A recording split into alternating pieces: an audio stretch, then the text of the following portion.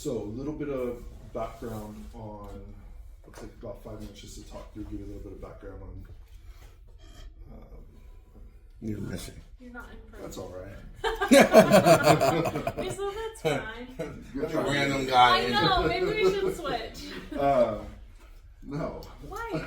You can be on there. I'm Okay, good. okay. So we're both in the health insurance industry, and so in our organization, we had said, hey, we worked with, I don't know, it was like 400 agents. We said, let's put together a podcast, tell people stories. It's a better way than sitting in front of a PowerPoint and trying to teach them what success looks like. And there's all different varieties of success. And so we got agreement and buy off on that, and they said, hey, we want to know what the return on investment is. And I was like, I'm not going to go through that, game. It's too much work. I'm doing this because I want to help develop people.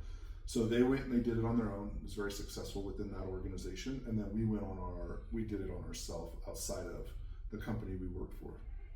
Fast forward 2 years, and now we're solely working with independent contractors or businesses, really talking about their businesses and their story there. And then really want to share with people the opportunities and the challenges. Everybody sees you, and whatever way they see you and perceive you, they're like, guy showed up, he's training today, he's got this business going, but they don't see you in the late nights, they don't see you worrying how you're going to pay your mortgage. They don't see me getting up at 3:30 in the morning, working all day, getting home at 9 or 10, and doing that for like 5 days in a row. Yeah. And the only day that I really get to rest is Sunday afternoon when I get done training the 5 people I train on Sunday. Yes. Yeah, nobody sees that part of it. Yes. Part of this is from my lens, I look at it through my kids. I have a 31, a 26, actually 27, and a 23-year-old. And so talking to them about business and going after your dreams and everything, that generation is different from my generation. I don't know how old you are, I'm 50. So I'm 53. Okay. And I have a 27-year-old, 25-year-old, 17-year-old, and soon to be 9-year-old. She's 8 now. So then we probably relate, and Natasha's a little bit different. She's 32. She doesn't act like she's 32. But that generation thinks that, hey, you wake up and like you can have a business tomorrow, and there's these overnight successes. Very skewed. So I look at it through the lens of this is a story I'm telling whoever I'm sitting in front of, telling the story of like this is really what it looked like. You didn't wake up with a business training. Or anything that you do, it's an evolution to get to where you're at. There's a lot of pains and struggles. So what we'll do is probably about 35, 40 minutes is where we target. It always goes over. I'll go back and edit out if it needs to be edited. We'll do an opening, so like an introduction. So we're not going to go through, a lame introduction and fake it. We do that later. We'll just go right into it. So from your perspective, what do you want to get out of this, which will help us as we go through the conversation? My basic perspective is to have somebody else interview me so I can give them an idea of kind of what I do. Like we talked about it a little bit. I think in a bigger picture, because I'm going to take the content we're creating, and I just recently started trying to get my social media things going. So I want to start with this interview being the primary one they see when they go. And I've been doing individual interviews with my clients one-on-one with different perceptions of different people. So I'm gonna have this main interview with me and why I do, and then back it up with all these different videos of people when we sit and talking to them like this. So I'm kind of starting the dialogue, talking to people about fitness and why they work with my company, because I want people to see me talking, but it's like, I'm not a sit in front of the camera and look at me type of person. I'm like, let me engage people and tell their story and why I do what I do, because that's the way I want to sell whatever product I'm selling. It's not about me selling real estate or me selling drinks. It's about me helping people, which is why I do what I do. Perfect. Okay, so that gives me enough. As we go through, I'll set you up with the questions, or we'll lead you, and then you can say what you want. You can splice it however you end up splicing it.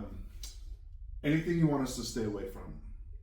Not really. I mean, I don't have anything. I'm not sure what you guys cover. I mean, I'm not sure relationship-wise. I mean, I'm married with my wife. I've been through lots of struggles from the early business. I'm not sure if that's something you cover, but I don't really have a lot to say about what my previous life until now. I mean, I don't have anything negative to say about the mother of my 3 children or anything like that, whatever. We don't get into any of that. Yeah. Okay. And no gotcha questions. Yeah, nothing like that. We won't try and get you on anything. Some people are just like, oh, I don't want to talk about this job or something like that. So yeah, I don't don't say this, company or something. So Yeah. we always ask. And if we ask a question and you're like, no, that's not a question I want to answer, we'll just edit it right out and we'll just carry on. Oh yeah, because we edit all of this. I don't know if you said that already. Yeah. Okay. Yeah. Anything from you? don't think so. Normally and I haven't heard you curse, but we just keep it clean. So. Actually, I don't care anymore because we're not part of the company. Okay, that's Somewhat that's fine. clean. That's fine. I was going to just say that word. I'm just kidding. I don't care. Okay. We'll figure all that stuff out. Okay. Okay. So let's just jump right into it. So tell us a little bit about where you grew up, who you are, what your family life was, and where it all started. Well, I grew up in South Central Los Angeles. My running joke is that Boys in the Hood, the movie, that was my actual life. It wasn't just a movie for me.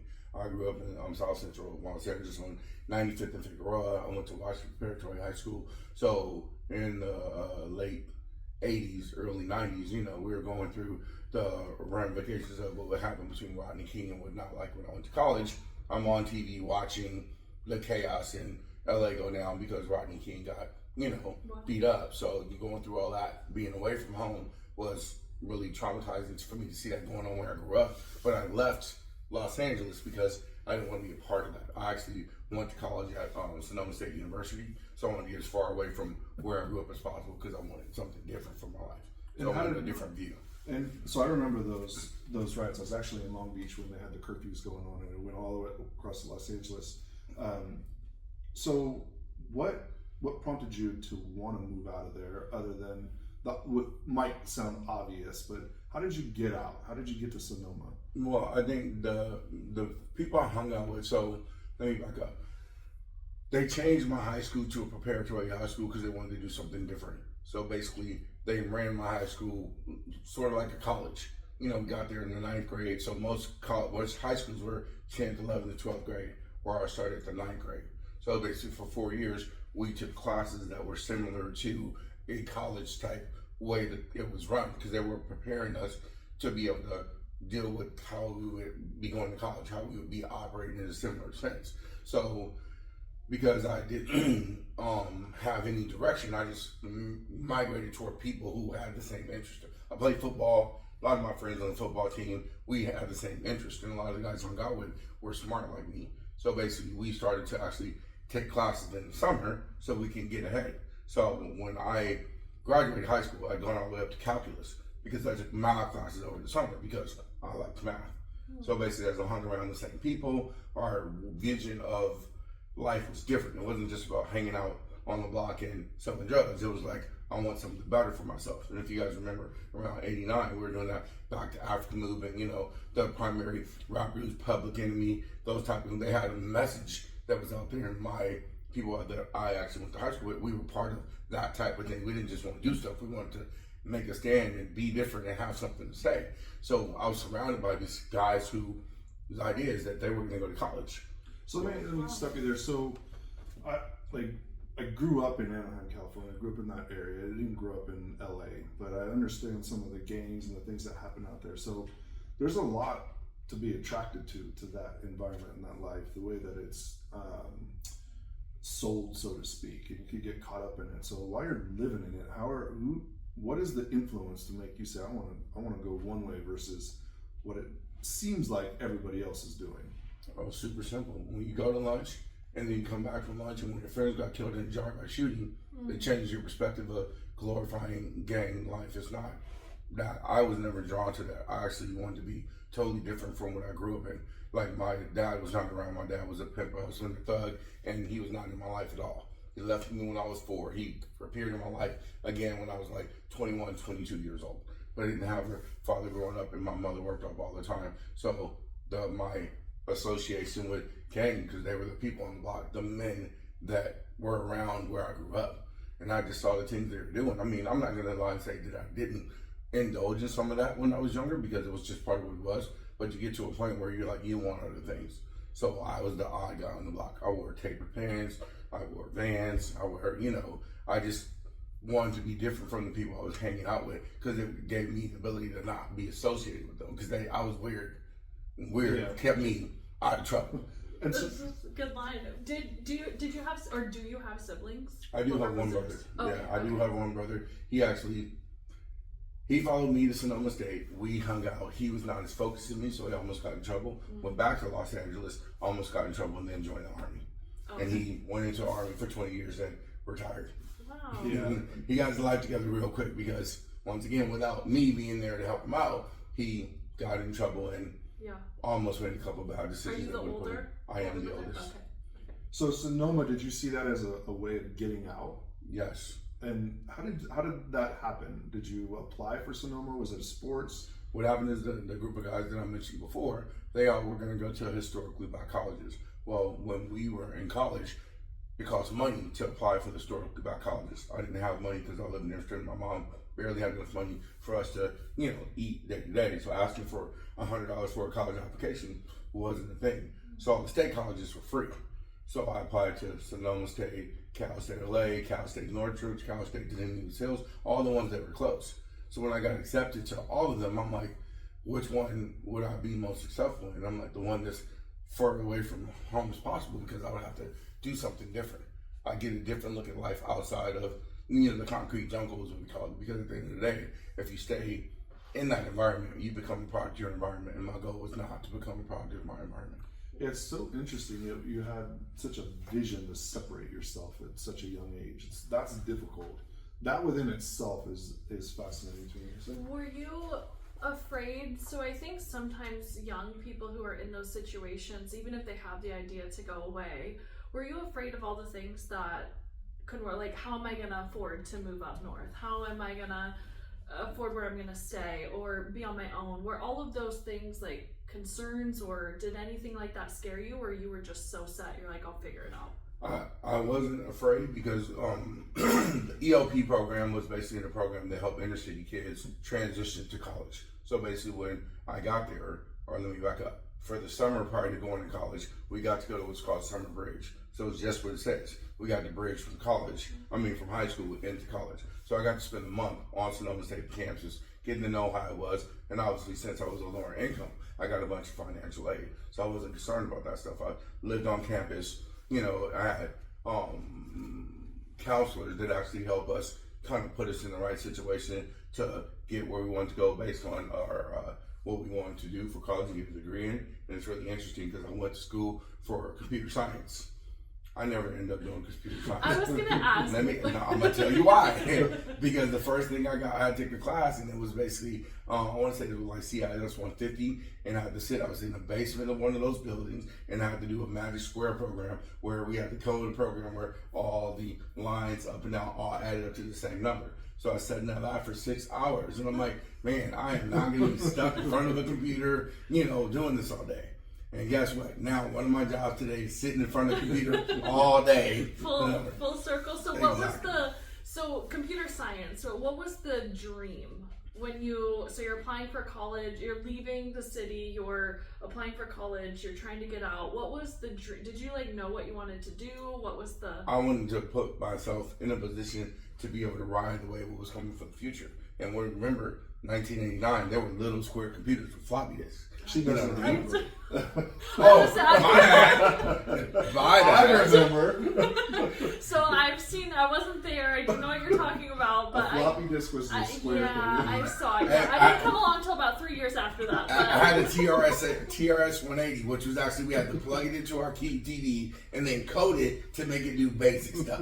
I'm just surprised you guys are sitting here today. No, I'm kidding. Exactly. I'm kidding. But I just knew that computers are a way for the future, and I wanted to kind of be a part of that. But even though you have certain direction you think you want to go, you just evolve and do what ends up being good. I'm a people person, so sitting in front of that computer for hours just didn't work out for me. I was always outgoing, didn't have an issue with talking to people. I was always basically a salesperson of some sort. It was just a matter of me finding what to sell. I didn't know what to sell at the time that I went to college. So take us through what working career, like as you get into, so outside of college, are you working? To kind of take us through into your working So experience. obviously when you come from the inner city and you go to college, you only have a limited budget of money to work with. They give you enough money to pay for school, and then after that you only have a lot left. So anybody who went to school, we had to get a secondary job. So basically, while I was in Santa Rosa is where, I should say, Roanoke Park is where Sonoma State is. and basically the bigger city north of that is Santa Rosa. So that's the area, and we kind of searched around to try to find a job, and there wasn't really anything out there. But I ran upon a company called Communities and Opportunities for Retarded Individuals, where a lot of people worked at, went to Sonoma State, went and got a part-time job. So this was working with developing disabled adults who lived in a residential facility, and then our goal was to make them feel as normal as possible. So there was like 6 people in the facility, and then we did regular stuff with them. They sat together and they ate breakfast, lunch, dinner. We did the laundry. We took them out to the community and did stuff like that. And then actually became a secondary income for me. But then actually it kind of demotivated me a little bit to go to college, because I worked there for 2 years, and I went from an overnight person on the weekends to the manager. And in 1989, 90, making $10 an hour is a lot of money. Okay, everybody that worked for me had college degrees from Sonoma State, and they were making $5.25 an hour. So I'm like, let me get this straight. I just worked really hard at this one job, and I'm making twice as much money as the people who spent 5 years in college. Wow. I'm like, so if I work really hard at some job, I should be okay, and I'll find a way to make money. So that kind of sets in my head for a while to kind of figure it out. I just kind of maneuvered. I worked that job for about 5 years, and then actually another opportunity came along where this probably would be the part where I insert the father that I didn't know for 4 years. I had a friend. I become friends with the police department in the area, and I was having one of those days that I stopped the police officer. I'm like, hey, need you do me a favor. My dad's name is exactly like mine. Can you see if you look at the information up for it? And he did. He looked it up and found an address that was in San Jose. So one day I was just kind of curious, and I drove from Santa Rosa to San Jose to what the address was to try to find him, because I wanted to know. And then I went from there to, it ended up going to a P.O. box. It wasn't an actual home address, so I just felt like defeated that I found the P.O. box, but the people at the P.O. box knew my dad's wife. So when they see me come, they called her and said, hey, there's this guy looking for your dad. His dad, you want to talk to him. So they gave him my phone number. She called me. We chit-chatted and talked. She invited me over to her house. We had a long conversation. My dad was nowhere around because he was out working. And then basically he finally comes in. We had a long conversation, and we started to develop a relationship. But she was a nurse, and he was a nurse. He was an in-home nurse or CNA. So basically at that point, I was like, they said, you should maybe join the nursing. It's a good career, this, that, and the other. I always wanted to help people.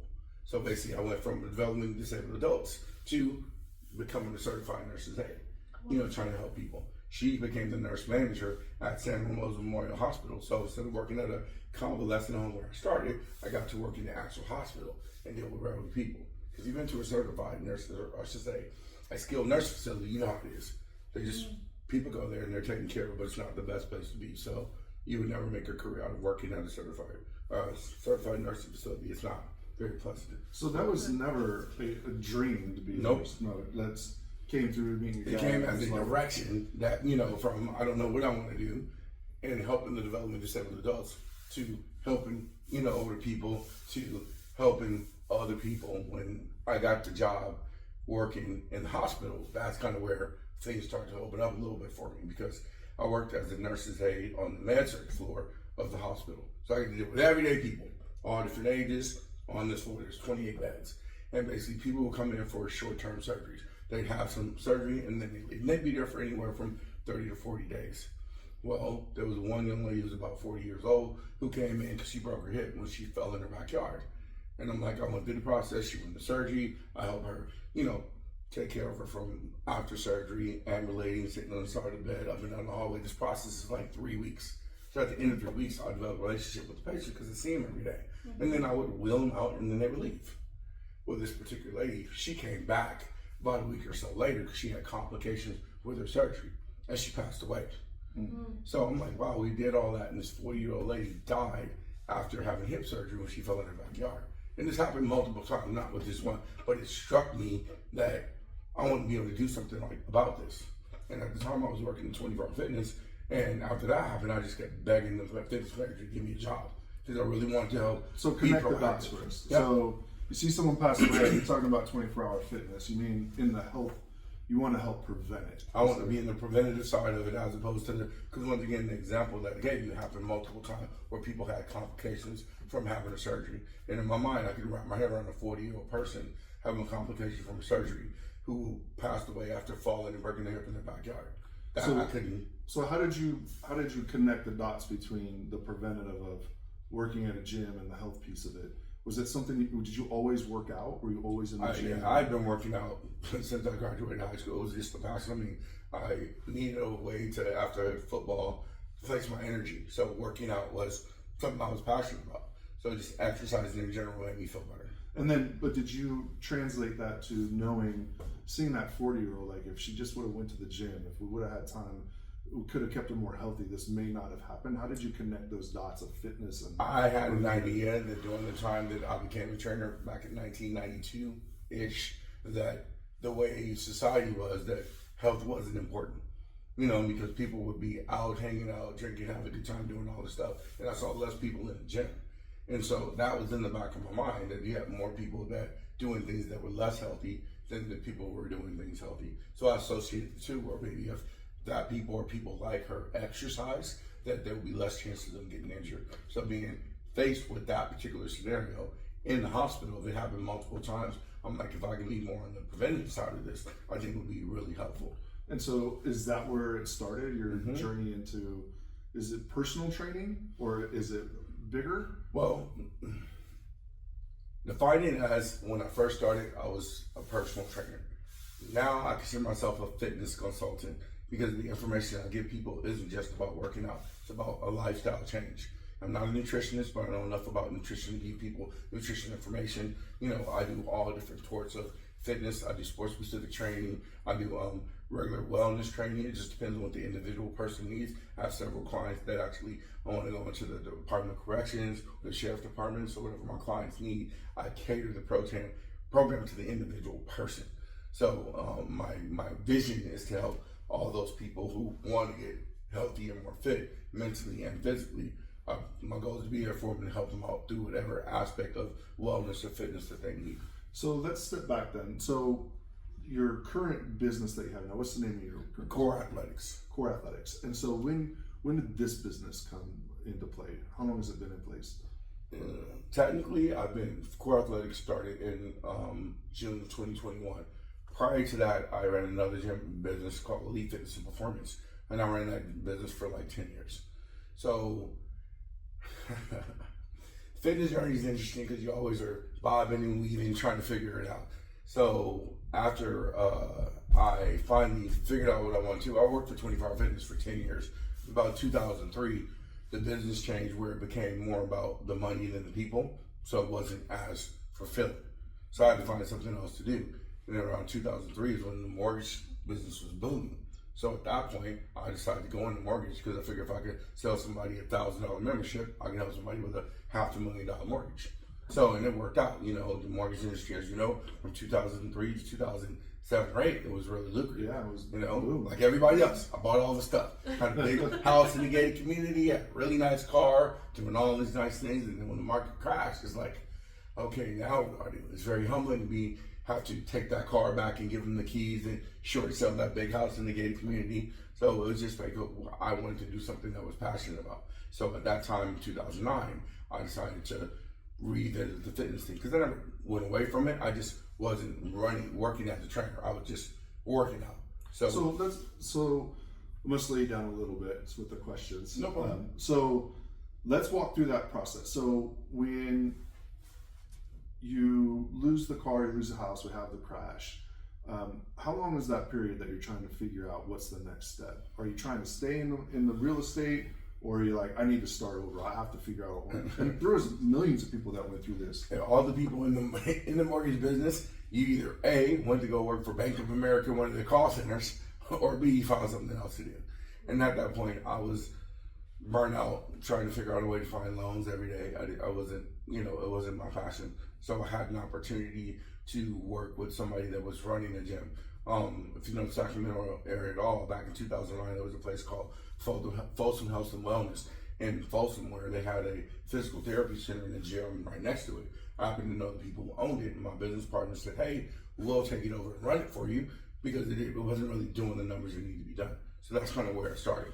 So when you were going through that, was it a challenge for you to make that transition, going from the mortgage to the fitness, or you're like, you just It seemed like back to something that you were passionate I was about, so passionate maybe about it's it. easier. Like if you look at the patterns of people like me who were in the industry, all did the same thing. Like it wasn't just one of the people who worked for 24 Hour Fitness jumped to do mortgage. Like 30, 40, 50% of the managers in 24 Hour Fitness jumped into mortgage business because we could make more money. We're salespeople. We're driven by dollars. And when we saw the mortgage company, or the mortgage business going the way it was, we thought that's where we needed to be. Like literally, if I don't quote me on this, but I do believe at one point, 24 Hour Fitness tried to sue AmeriQuest because they kept stealing all the managers. oh wow, You know, because it was just, I mean, we could make more Everybody was money. going. We could make more money at selling mortgages than we could selling memberships. So that was the thing. But when I decided to walk away, I just was tired of the rat race of trying to, you know, live that style because we all fed off each other. One person bought a car, you bought a car. They buy a house, you buy a house. And I just got tired of doing that. So when I was actually decided to just go back into doing training, it was just something I was passionate about. So how did you, as you get into, so you and your partner sounds like have bought the gym. So how are you said it wasn't doing the numbers. So as far as getting into essentially starting your own business, what was it like to kind of get that, the marketing up or the clientele? Like walk us through how you were kind of building that business. Well, when you actually have a fitness business, the most expensive part is finding space and equipment. Well, we took over an existing business, so I didn't have to find a space or equipment. All I had to do was develop programs and go out and talk to people. And as you guys know, I'm good at talking to people. I got that so part. I basically just went around to the, current businesses in the area, told them what we were doing, tried to invite people in. I created class times, and we didn't have social media at the time, so I just went out and talked to a lot of people and get them to come into the gym. And the gym went from doing minimal to doing almost $10,000-$12,000 a month just by word of mouth and the stuff that I did. And that lasted for about a year or so. And I was very, once again, outgoing. I'm not a one situation type of person. I basically was training people in East Sac at one gym, and then I would go up to what's it called, Cameron Park, and train in another gym, and I would come back to the gym in Folsom and train some more, and then I would actually go back down to the gym in East Sac and train some more. So I trained between 4 or 5 gyms every day because I was trying to hit numbers in order to pay, take care of my financial responsibility. Now you're running all over the place. Yeah, was that just the convenience of your clients? I mean, that could put you in a situation where you're like burnt out. Was that just that was yearly? a necessary evil when we were trying to get that together because I wasn't like really owner of the business. I was just working there as part of it. So we had to make enough money for it to be financially beneficial for all of us. In that scenario, it wasn't financially beneficial for me. I was there all the time. I developed all the programs, but the person I was partnered with didn't see it. His favorite words were like, "We kill what we eat." So basically, from the money that was produced, they took that money to do what they needed to do, and there wasn't enough money left for me to do what I needed to do. So I had to figure out other ways to make income. And then I got lucky that the guy that was running the gym in East Sac, that was called Better Fit Fitness System at the time, Mel Salata, was tired of doing it, and he made me an offer I couldn't refuse. He decided to sell me everything in the gym for like $50,000, and he did an owner finance deal. He's like, "Give me $3,000, and you can make $1,000 a month payments." No, I did not have $3,000. So I talked to one of my clients into prepaying me for me to get the down payment on the gym. But just like any other business, once this transaction went down, half the clients left. Yeah. So I had to do it all over again. And I already had practice for doing it before, so I was able to beat the streets, do marketing to get people in the gym to get the numbers up. And then that particular facility I ran for like 10 years. And that was your facility? That was my facility. So let's walk through that just real quick. So you have a $3,000 down payment, then you have $1,000 a month you have to pay for so long. So when you went into that, what were the surprise expenses, which we all have when we start a business, that you just were like, "Oh, I didn't see that one coming"? Like in that first 90 days, what hit you? What were some of those expenses? What hit me is the numbers that were showing that there was $7,000 worth of income coming in, and when I took over the gym, half of it went away because half the people quit. Yeah. So therefore, there was not $7,000; there was $3,000, and the rent itself was $3,000. So basically, I'm already $3,000 behind the 8 ball because half the people quit. Wow. And then you have everything else that goes with that: the licensing, the lights, staff, all of Well, actually, no. They were running staff because they were independent contractors. We want a small personal training studio. It's not a business. It's me as an independent person opening a business. In most training facilities, you have independent contractors that are 1099 people. So you're sharing Make a cut money. with them? No, basically what they do, they pay me rents. Oh, got it. Like, like a hair salon. Yeah. They pay for a chair, Space, and equipment. exactly. So basically, they pay me a fee to rent space, and then any money I give them, they get 1099 on it.